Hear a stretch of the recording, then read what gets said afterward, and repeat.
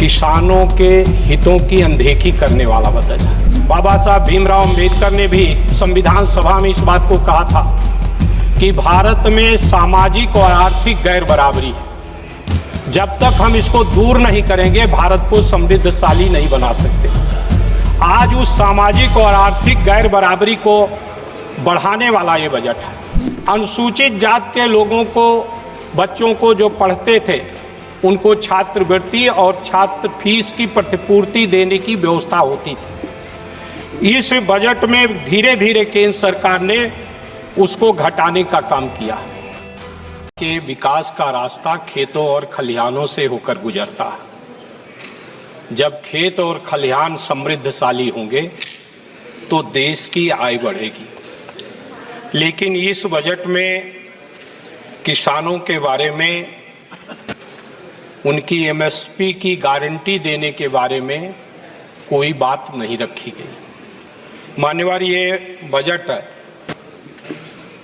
किसानों के हितों की अनदेखी करने वाला बजट है। माननीय वित्त मंत्री जी ने कहा कि हमने अधिक बढ़ाकर एमएसपी देने का काम किया। हमारा जो कास्ट ऑफ प्रोडक्शन है, सरकार के विभिन्न कृषि फार्मों पर, कृषि विश्वविद्यालयों में उस कास्ट ऑफ प्रोडक्शन के समतुल्य जो समर्थन मूल्य है वो नहीं। किसान का लागत मूल्य तो बढ़ गया महंगाई के चलते। खाद का दाम बढ़ गया, कीटनाशक दवाओं का दाम बढ़ गया, बीज का दाम बढ़ गया, डीजल का दाम बढ़ गया, बिजली का दाम बढ़ गया। उसके समतुल्य जो है, उसका जो एमएसपी है वो नहीं घोषित की गई, जिससे किसान की आमदनी घटी।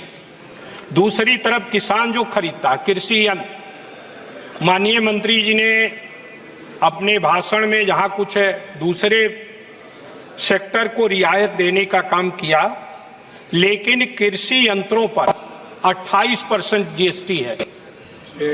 उसके बारे में